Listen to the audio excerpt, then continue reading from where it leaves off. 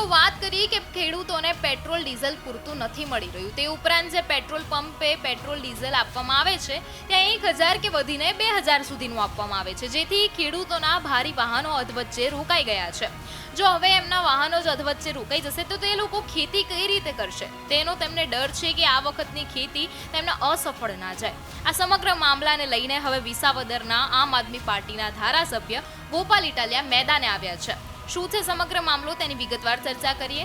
ગોપાલ ઇટાલિયા અને આમ આદમી પાર્ટીના નેતાઓ દ્વારા ઊંટ ગાડી પર બેસીને વિરોધ નોંધાવવામાં આવ્યો, તેમજ જે જૂનાગઢની કલેક્ટર કચેરી છે ત્યાં જઈને આવેદનપત્ર આપવામાં આવ્યું અને તેમની માંગણીઓ પણ મૂકી. તે આખી બાબતમાં ગોપાલ ઇટાલિયા કહે છે કે મને ખુદ કાલે 1000થી વધારે પેટ્રોલ આપવાની ના પાડી દીધી. ત્યારે તે દ્રશ્યો પર નજર કરીએ અને આ સમગ્ર મામલે ગોપાલ ઇટાલિયા શું કહે છે તે પણ સાંભળી લઈએ.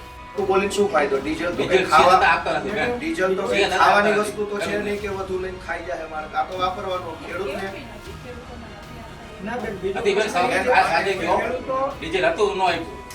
અનેક ખેતરોમાં હિટાચી મશીન, જેસીબી મશીન, ટ્રેક્ટરો, અન્ય સાધનો છે એ ઊભા છે. ડીઝલ નથી એટલે ઊભા છે. ખેતી જ નહીં થાય.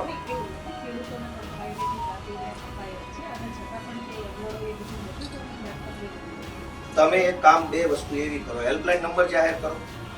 જૂનાગઢ જિલ્લાનો ખેડૂતો માટે હેલ્પલાઇન નંબર જાહેર કરો. જે ખેડૂતોને સરકારે નક્કી કર્યા પ્રમાણે ડીઝલ ન મળે તો એ હેલ્પલાઇન ઉપર ફોન કર્યો. હેલ્પલાઇન તો જાહેર કરો તો તમને ખબર પડે ફરિયાદો કેટલી છે.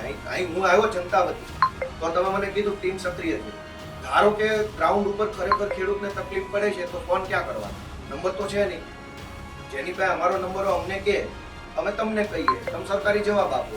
તો મને તમે એમ કહો કે હેલ્પલાઇન નંબર જાહેર કરો છો કે નહીં? હેલ્પલાઇન જાહેર કરો. ઇમરજન્સી છે. આ ખેડૂતોને અત્યારે ખેતીની સિઝન છે અને સંગ્રહખોરી કંઈ થતી હોય ભેગું કરી લે. ઘણાને ખબર હોય ગામમાં કોણ સંગ્રહખોરી કરે. તમે હેલ્પલાઇન નંબર જાહેર કરો તો અમે ખેડૂતોને કહીશું કે તમારા ગામમાં જેણે સ્ટોક કરી લીધો હોય એની ગુપ્ત માહિતી સરકારને આપો. અનેક લોકોએ ગોડાઉન ભરી લીધા. ખબર છે જનતાને, અમને ખબર. ફરિયાદ ક્યાં કરવાની? તો તમે હેલ્પલાઇન નંબર જાહેર કરો કે જેણે સંગ્રહખોરી કરી હોય એની ફરિયાદ કરવાનો ગુપ્ત હેલ્પલાઇન નંબર, અને જેને સરકારના નિયમ મુજબનું ડીઝલ ન મળે એની ફરિયાદ કરવાનું પણ હેલ્પલાઇન નંબર જાહેર કરો. તો આ આવેદનપત્ર એમના માણસો નહીં મળે છે. આ શબ્દ સ્પેસિફિક છે. ખેડૂતો નથી મળતું. આખે દિવસ લાઈનમાં ઉભા રહે, તડકામાં, વહેલી સવારથી લાઈન, રાત્રે લાઈન. હવે માણસ 20-30 કિલોમીટરથી ટ્રેક્ટર લઈને આવે, જેટલું ડીઝલ એમાં ભરી જાય એટલું દેતા નથી તો ખેતી કેમ કરવાની? અને બીજી તકલીફ એ છે કે આ અત્યારે ડીઝલની સમસ્યાના કારણે પૂરતું વાવેતર નહીં થાય તો માત્ર ખેડૂતને નહીં, અનાજનું ઉત્પાદન ઘટશે. આખા ગુજરાતમાં અનાજનું ઉત્પાદન ઘટશે તો લોકોને તકલીફ પડશે. એટલે તમે કંઈક એવો નિર્ણય કરો કે જેટલું ડીઝલ ગુંડાઓને, માથાભારે માણસોને ખાનગીમાં આપી દેવામાં આવે છે એ પ્રમાણે ખેડૂતોને ડીઝલ મળવું જોઈએ. અમુક લોકોને કેરબામાં આપવામાં આવે છે, અમુક નથી આપતા.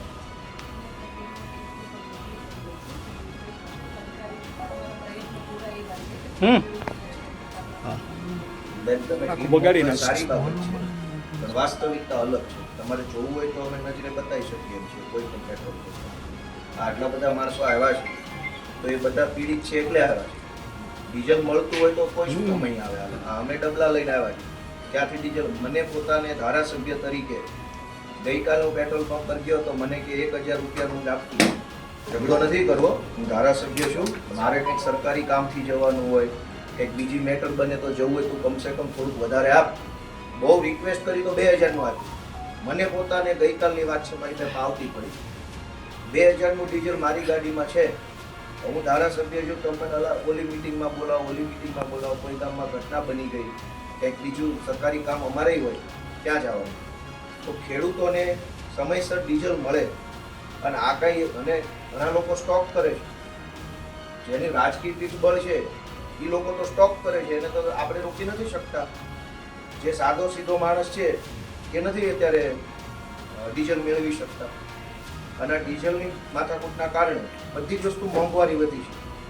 હમણાં છોકરાઓના એડમિશન ચાલુ થશે, ફી વધી છે, બસોના ટ્રકના ભાડા વધ્યા છે, એના કારણે દૂધ મોંઘું થાય છે, મોંઘવારી એટલી બધી વધી છે. તો હવે કોણ આનું નિયંત્રણ કોણ કરશે? કાળાબજારી કરે છે, ત્યાં સામરપુર ચોકડી પાસે તપાસ કરાવો તો ₹2 વધારે રહે છે અને ડીઝલ મળી જાય છે.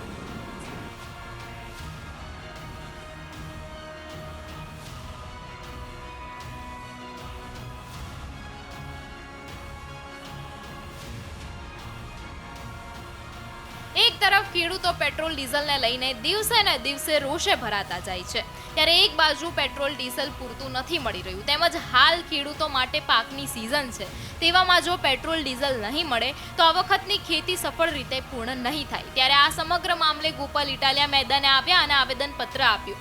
જે રીતે આવેદનપત્ર આપવામાં આવ્યું છે, ત્યારે હવે સવાલ એ ઊભો થાય છે કે આ આવેદનપત્રથી જૂનાગઢમાં ખેડૂતોને પૂરતું પેટ્રોલ ડીઝલ મળે છે કે નહીં. હવે આ સમગ્ર મામલે તમારું શું કહેવું છે તેમને કમેન્ટ કરીને જરૂરથી જણાવજો.